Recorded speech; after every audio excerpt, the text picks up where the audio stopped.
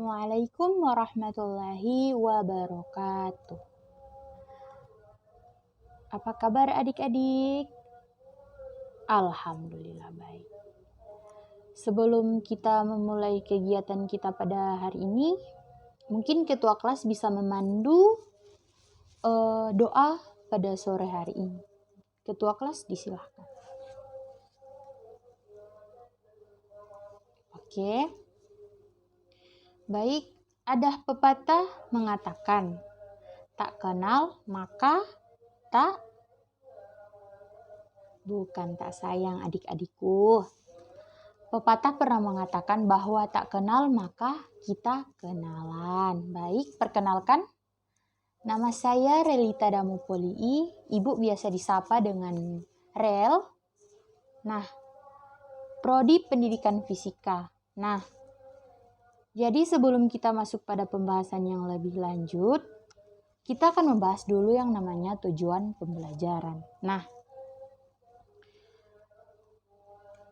tujuan pembelajaran kita pada hari ini mengacu pada 3 poin penting. Poin pertama itu menganalisis sifat-sifat pada magnet.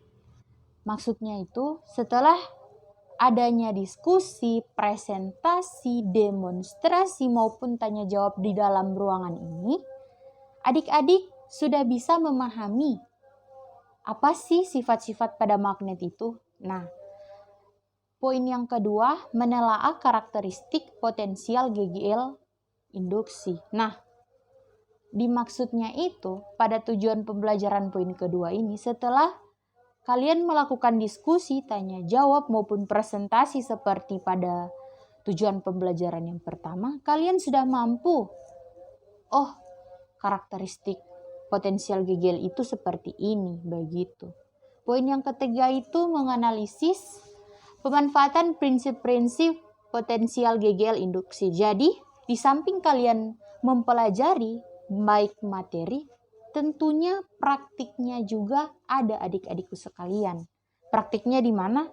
Yang jelas, magnet ini dia bukan hanya ada di dalam teori fisika sendiri adik-adik, tetapi dia juga berdampingan dengan kita dalam kehidupan sehari-hari. Tapi dengan tanpa sadarnya kita, malahan adik-adik saja bahkan cuek.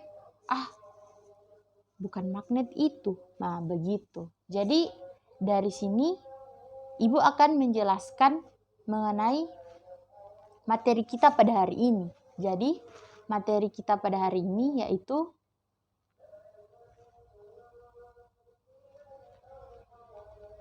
induksi elektromagnetik. Nah, adik-adik sudah tahu tidak apa itu induksi elektromagnetik? Jika bisa menjawab, Ibu berikan poin plus untuk dia. Ada yang bisa? Coba acungkan tangan. Oke, silahkan dek. Oke, bagus sekali. Jadi, Ibu berikan kamu 3 poin. Nah, jadi Ibu izin melengkapi dulu bahwa induksi elektromagnetik itu adalah proses pembuatan arus listrik dengan cara mendekatkan sumber listrik pada sebuah magnet. Nah, peristiwa elektromagnetik ini pertama kali dikemukakan oleh Michael Faraday pada tahun 1791 sampai 1867 oleh ahli fisika bangsa Inggris pada tahun 1831. Setelah beliau melakukan penyelidikan kurang lebih 9 tahun. Nah, si Michael Faraday ini dia menemukan bahwa GGL terjadi pada kawat penghantar yang berada di dalam bidang magnetik dan medan magnetik itu sendiri atau dalam medan magnetik itu berubah. Nah, gejala timbulnya arus listrik pada suatu penghantar karena pengaruh menjadi medan magnet yang berubah disebut induksi elektromagnetik adik-adik. Jadi GGL ini pada penghantar yang terjadi peristiwa induksi elektromagnetik ini disebut GGL. Nah, induksi dan arus listrik yang timbul disebut arus induksi. Nah, apa sih sifat-sifat dari magnet itu? Apakah adik-adik ada yang bisa menjelaskan secara spontan lah apa sifat-sifat magnet itu tanpa melihat gambar yang ibu tampilkan ke kalian? Oke, bagus sekali nak. 4 poin untuk kamu. Nah, seperti yang sudah dia paparkan tadi bahwa sifat-sifat magnet itu terdiri dari berbagai macam. Tapi ibu hanya meringkasnya secara 4 poin saja. Nah, poin pertama itu ada sifat tarik-menarik. Jadi, magnet bisa menarik benda-benda kecil di sekitarnya. Poin yang kedua, adanya sifat tolak-menolak, di mana selain menimbulkan gaya tarik-menarik, magnet bisa menimbulkan gaya tolak-menolak apabila kedua kutubnya berlawanan arah. Yang poin ketiga itu menunjukkan arah. Jadi, magnet ini, dia selain bisa adanya tarik-menarik, tolak-menolak, dia juga bisa menunjukkan arah loh adik-adik. Tanpa kita ketahui, tanpa kita sadari yang terjadi dalam kehidupan kita masing-masing. Nah, mengacu pada poin keempat itu mampu menginduksi magnet dan menembus benda, teman-teman. Nah, ada yang bisa menjelaskan satu contoh lah selain contoh yang ibu paparkan di sini begitu dalam kehidupan sehari-hari lah. Contoh yang sederhana sekali. Jika ada bisa acungkan tangan, akan ibu juga berikan nilai plus untuk kalian. Oke, bagus sekali adik-adik. Nah, jadi contoh sifat-sifat magnet dalam kehidupan sehari-hari itu banyak sekali contohnya adik-adikku. Entah itu logam, besi, nikel, dan sebagainya. Itu sebenarnya sudah masuk dalam contoh sifat-sifat magnet adik-adik. Nah, di sini ibu tampilkan contoh yang pertama itu, contoh itu jarum. Nah, kenapa jarum yang ibu pilih? Karena jarum ini identik dengan ibu-ibu yang ada di rumah. Pasti kan di rumah itu ada jarum. Nah, ketika adik-adik mengarahkan magnet ke benda lain, belum tentu menempel loh adik-adik. Karena magnet itu dia bisa tarik-menarik karena adanya pasangan dari magnet tersebut. Tidak mungkin kalian ingin magnet itu bisa menarik bahan berbahan plastik kan? Tidak mungkin. Nah, tetapi jika suatu benda dapat ditarik oleh magnet, maka benda tersebut disebut dengan benda magnet. Nah, sama halnya dengan jarum ini adik-adik. Jika kita mengarahkan magnet ke arah jarum, maka jarum tersebut akan menempel pada magnet. Karena apa? Karena ada namanya gaya tarik-menarik. Nah, ada yang sudah tahu bagaimana karakteristik potensial induksi? Atau dari adik-adik ada contoh lah, contoh sederhana begitu. Atau sebelum ibu bahas pembahasan yang lebih lanjut, ada yang ingin bertanya mengenai materi yang sudah ibu jelaskan maupun materi ini sudah masuk pada karakteristik potensial induksi ini adik-adik? Oke, pertanyaan sangat bagus. Apakah karakteristik potensial induksi itu terbagi menjadi beberapa penerapan? Ya adik-adikku. Dia terbagi menjadi 2 penerapan. Ada penerapan konsep dan penerapan praktis adik-adik. Nah, jadi di sini Ibu akan menjelaskan. Bagus, pertanyaan yang bagus. Ibu berikan 4, poin 4 untuk kamu. Oke.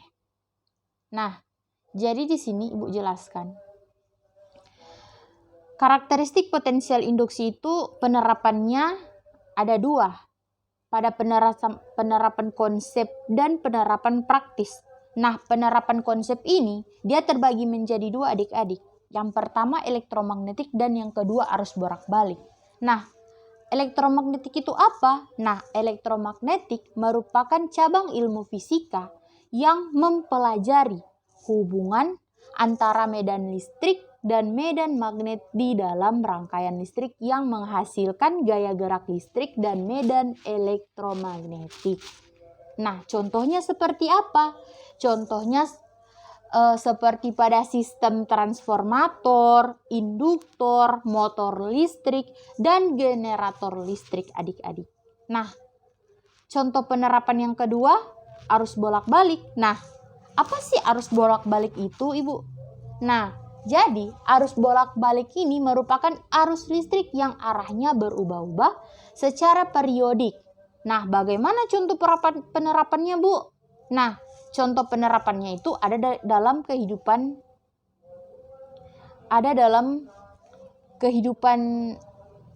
sehari-hari kita loh. Bagaimana penerapannya? Nah, penerapannya itu ada di dalam pembangkit listrik tenaga air. Nah, yang kedua itu pembangkit listrik tenaga uap batu bara. Dan yang ketiga itu pembangkit listrik tenaga angin. Dan masih banyak lagi pembangkit listrik lainnya. Nah, terus bagaimana sih, Bu, penerapan konsep dari karakteristik potensial induksi ini? Selain penerapan konsepnya, kan tadi Bu sudah menjelaskan bahwasannya penerapan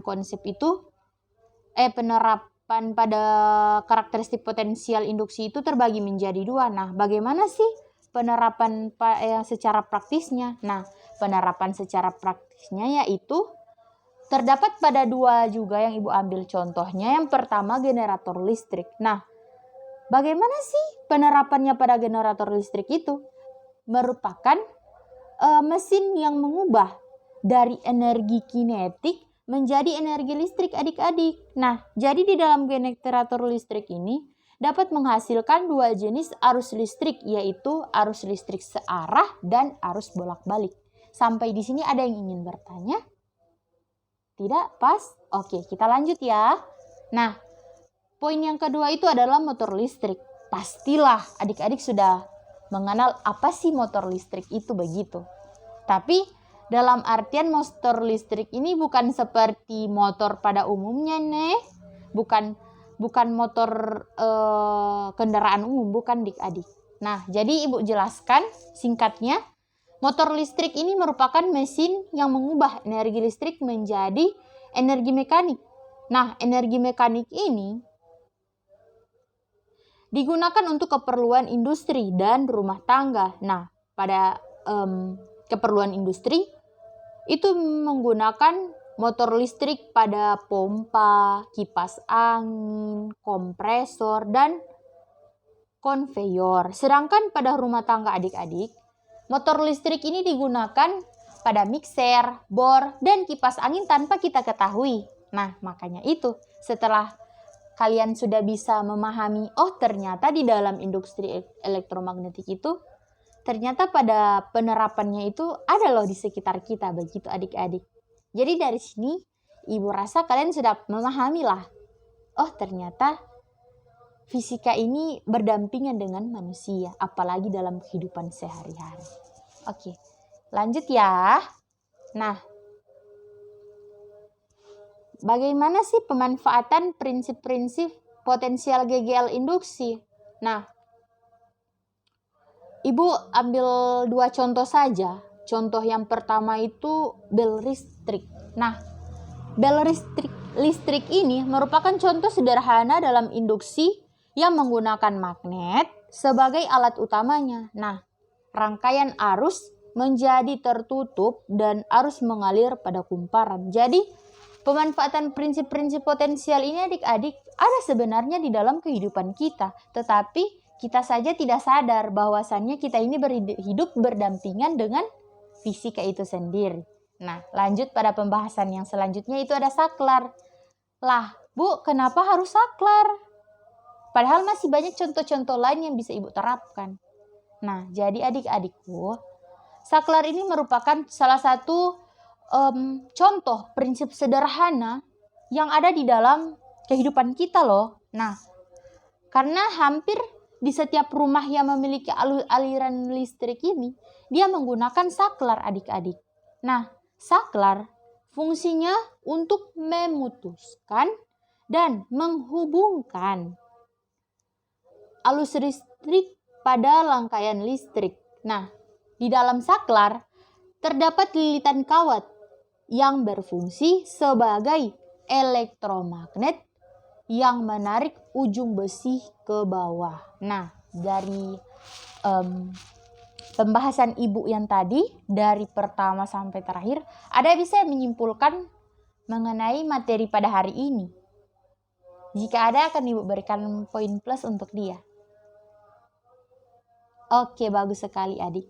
Jadi, poin yang bisa kita ambil dalam induksi elektromagnetik ini, medan magnet itu sering kita jumpai dalam kehidupan sehari-hari. Entah itu di dalam generator listrik, bel listrik, saklar, pembangkit tenaga listrik pada pompa air, pada batu bara, dan seterusnya. Itu semua masuk di dalam induksi magnetik. Jadi adik-adik sudah tidak asing lagi ketika nanti mendapatkan materi induksi elektromagnetik. Jadi adik-adik sudah paham begitu. Dari sini ada yang ingin bertanya? Oke, jadi Ibu rasa pada pertemuan hari ini kita cukupkan, karena Ibu melihat bahwa adik-adik sudah paham, sudah memahami apa saja dari induksi elektromagnetik, seperti apa itu menganalisis sifat-sifat, bagaimana menelaah dari karakteristik, dan bagaimana menganalisis prinsip-prinsip itu, bagaimana pemanfaatan yang ada di dalam kehidupan sehari-hari. Jadi Ibu sangat berapresiasi untuk kalian. Jangan lupa adik-adik, pesan dari Ibu, tetaplah terus belajar, karena kalian adalah penerus bangsa ini. Sebagai anak-anak muda, jangan pernah lelah untuk menuntut ilmu. Tapi adik-adik yang tidak mendapatkan poin pada hari ini, jangan berkecil hati, karena sebenarnya tidak ada siswa itu yang bodoh, tetapi hanya malas saja. Nah, ketika adik-adik sudah hilang rasa malasnya, pasti kalian akan berusaha. Ternyata belajar itu enak begitu. Belajar itu ada faedahnya. Apalagi sekarang sudah masuk zamannya maraknya belajar.